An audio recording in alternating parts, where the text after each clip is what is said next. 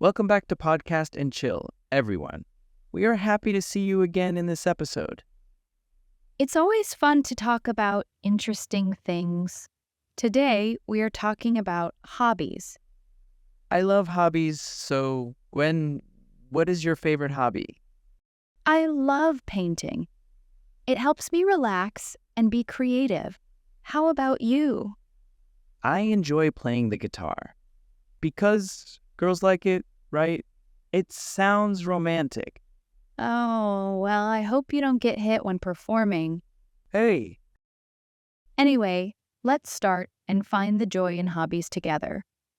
all right, here we go.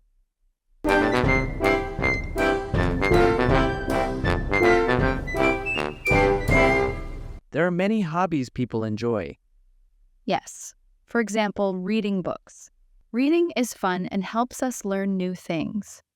We can read stories, learn about history, or read about science. We can also draw and paint. Painting is creative and makes us feel relaxed. We can use many colors and make beautiful pictures. Playing a musical instrument is also a great hobby. It is fun and helps us focus. We can learn to play the guitar, piano, or even the violin. Making music is a wonderful way to express our feelings. Yes, and gardening is another good hobby. It helps us feel calm and enjoy nature. There are so many hobbies to try. Each hobby brings joy and benefits to our lives. For example, some people like to write stories or poems. Others enjoy dancing or acting in plays. Yes, hobbies make our lives better and more interesting. They give us something to look forward to and help us use our free time in a good way. Everyone should find a hobby they love. Finding a new hobby can be exciting. It can open up new opportunities and help us discover new talents. So don't be afraid to try new things. There's always something out there for everyone. And remember, hobbies are not just for fun. They can also help us grow as people, learn new skills, and make new friends. So let's start exploring and enjoy the many benefits of having a hobby. Let's talk more about how to find a new hobby. Sometimes people want to try something new but don't know where to start. That's a good question. It's important to explore different activities to see what truly interests us. Absolutely. So, Gwen, what's the first step in finding a new hobby? The first step is to think about what you enjoy and what interests you. Make a list of things you like or are curious about. For example, if you like being outdoors, maybe try hiking or gardening. If you enjoy being creative, try painting or playing a musical instrument. Yes, and once you have a list, start trying out different activities. Don't be afraid to step out of your comfort zone. You might find something you really love. Exactly. Trying new things can be so exciting. You never know what might become your next passion. How about taking a class or joining a group? That's a very effective method, Leo. Taking a class can help you learn the basics and meet people who share the same interest.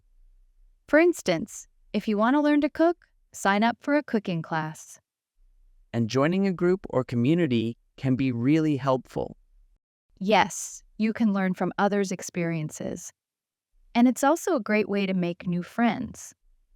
Social interaction is an important part of enjoying a hobby. Totally agree. And remember, it's okay if you try something and don't like it.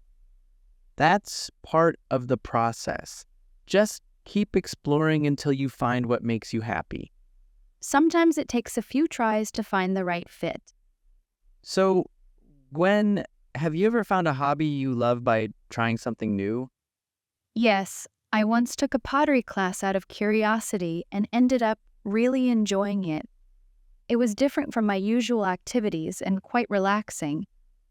For me, I discovered my love for photography by just picking up a camera one day and experimenting. Now, it's one of my favorite hobbies. Indeed, Finding a new hobby is all about enjoying the process and discovering new things about yourself.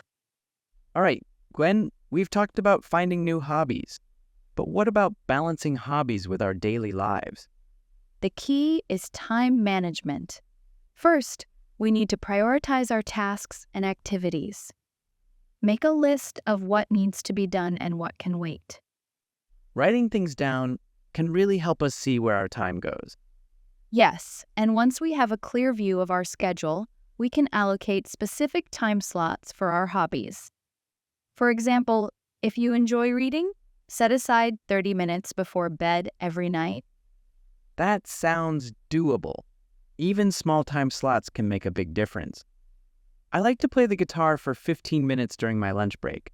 It refreshes my mind. That's a good strategy, Leo. Another tip is to combine hobbies with daily activities. For instance, if you enjoy listening to podcasts, do it while commuting or exercising. Great point, Gwen. Multitasking can be really effective. And how about setting goals? Like finishing a book by the end of the month or learning a new song on the guitar each week. Setting achievable goals can keep us motivated. It gives us something to work towards and helps us stay committed to our hobbies. Absolutely. And remember, it's okay to say no sometimes. If you're too busy, don't take on extra tasks that will eat into your hobby time. Hobbies should be fun, not another source of stress. Precisely. It's about finding a balance. Hobbies should enhance our lives, not complicate them. Take breaks when needed and don't push yourself too hard. Hobby, meaning an activity done regularly in one's leisure time for pleasure. Example, gardening is a popular hobby that many people enjoy. Instrument, meaning a tool or device used to produce musical sounds. Example, learning to play a musical instrument like the piano can be very rewarding. Relax, meaning free from tension and anxiety. Example, after painting, I feel very relaxed and happy. Discover, meaning to find something new or learn something for the first time. Example, I discovered a new hobby when I tried pottery. Balance, meaning when things are equal or fair, not too much of one thing and not too little of another. Example, it's important to balance work and hobbies to lead a fulfilling life. What hobbies are mentioned in the conversation and what are their benefits? The hobbies mentioned include reading books, drawing, playing musical instruments, gardening, writing stories, dancing, and acting. They help with learning, relaxation, focus, feeling calm, and enjoying nature. Hobbies make life more interesting, allow us to discover new talents, and support personal growth. What suggestions does Gwen give for finding a new hobby and how are they helpful? Gwen suggests thinking about your interests, making a list, trying different activities, and joining a class or group. These suggestions help explore new hobbies, learn new skills, and make friends. All right, Gwen, we've talked about finding and balancing hobbies. Now, let's talk about turning hobbies into passions. That's a great topic, Leo. Turning a hobby into a passion can be incredibly fulfilling. It's about taking something you love and diving deeper into it. Absolutely. So, Gwen, how can someone turn their hobby into a passion? The first step is to dedicate time and effort to your hobby. Consistency is key. The more you practice and engage with your hobby, the more skilled and passionate you become. And don't be afraid to invest in your hobby. Whether it's buying better equipment, taking advanced classes, or spending more time on it, investing in your hobby shows your commitment. That's true. It's also important to set goals. Clear, achievable goals can help you measure your progress and keep you motivated. For instance, if you're into painting, aim to complete a certain number of artworks each month. And don't forget to challenge yourself. Trying new techniques, pushing your limits, and stepping out of your comfort zone can really help you grow. Exactly. Growth often happens outside of our comfort zones. Another tip is to connect with others who share your passion. Join clubs, online forums, or attend events. Networking can provide support and inspiration. Speaking of connecting with others, sharing your hobby with the world can also turn it into a passion. Start a blog, create a YouTube channel, or use social media to showcase your work. Yes, sharing your passion can also open up opportunities for feedback and collaboration, which can further enhance your skills and enthusiasm. And who knows, your passion might even turn into a career. There are many examples of people who have done just that. Steve Jobs, who turned his passion for technology into the globally influential company Apple.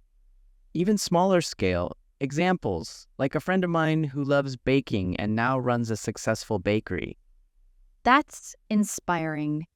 Another example is someone who loves photography and becomes a professional photographer, capturing weddings and special events. Passion can indeed lead to a fulfilling career. Exactly. And even if it doesn't become a career, your passion can still bring joy and fulfillment to your life. It's all about doing what you love and loving what you do.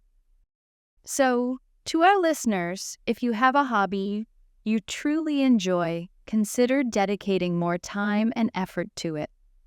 Dive deep, set goals, and challenge yourself. Who knows where it might lead? And remember, it's never too late to turn a hobby into a passion. Whether you're young or old, if something makes you happy, go for it.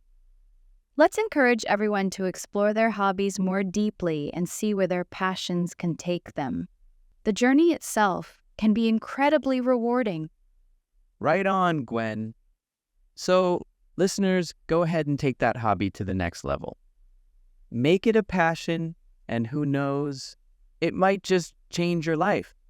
All right, next, let's dive into the social benefits of hobbies. Hobbies aren't just fun. They can also help us connect with others. That's right, Leo. Engaging in hobbies can create opportunities to meet new people and form meaningful relationships. Exactly. So, Gwen, what are some ways hobbies can help us connect with others? One way is by joining clubs or groups related to your hobby. For instance, if you enjoy reading, you can join a book club where members discuss their favorite books. Yes. Or if you love playing sports, joining a local team or league can be a great way to meet people and make new friends. Another way is by participating in community events or workshops. These activities allow you to learn and share your passion with others who have similar interests. Absolutely. And competitions or contests are also great. Whether it's a cooking contest, a chess tournament, or an art show, these events bring people together and create a sense of community. Correct, Leo. And these shared experiences often lead to strong bonds and lasting friendships. When people come together over a common interest, it creates a foundation for deeper connections. Speaking of which, I have a friend who met his best friend at a guitar class. They started jamming together and now they even perform at local cafes. That's a wonderful example, Leo. I've also seen people form close friendships through volunteer groups, where they share a passion for helping others while building strong social ties. Another great thing about hobbies is that they can bridge generational gaps. For example, I love seeing kids and their grandparents bonding over gardening or playing board games together. Indeed, hobbies can bring together people of different ages, backgrounds, and cultures. They create a space where everyone feels included and valued. And let's not forget the online communities. With the internet, it's easier than ever to connect with people who share your interests, no matter where they are in the world. Yes, Online forums, social media groups, and virtual events can provide support, advice, and camaraderie, even if you can't meet in person. To our listeners, if you're looking to make new friends or strengthen existing relationships, consider diving into a hobby. It's a fun and rewarding way to connect with others. Fulfilling, meaning making you feel happy and satisfied because you are doing something important or useful. Example, volunteering at the shelter was a fulfilling experience for her. Camaraderie, meaning a feeling of good friendship and trust among a group of people. Example, the camaraderie among the teammates was evident during their victory celebration. Passion, meaning a strong and barely controllable emotion or enthusiasm for something. Example, her passion for painting is evident in her beautiful artwork. Community, meaning a group of people living in the same place or having a particular characteristic in common. Example, joining a club can help you feel like part of a community. Connect, meaning bring together or into contact so that a real or notional link is established. Example, social media allows people to connect with friends and family easily. What are some steps mentioned for turning a hobby into a passion? To turn a hobby into a passion, you should spend time on it regularly and practice a lot. Set goals for yourself and try new things to get better. You can also buy better tools or take classes to improve. Sharing your hobby with others online and connecting with people who like the same things can also help make your hobby a passion. How can hobbies help people connect with others and form meaningful relationships? Hobbies can help you meet new people by joining clubs or teams, going to events, or entering contests. These activities let you make friends and feel part of a community. Hobbies can also bring together people of different ages and backgrounds. Online groups make it easy to find others who like the same hobbies, no matter where they live. We hope our listeners are inspired to dive into their hobbies. Or even discover new ones. Remember, it's all about having fun and finding joy in what you do. Exactly. Thank you for joining us on this episode of Podcast and Chill. We hope you found our discussion helpful and motivating.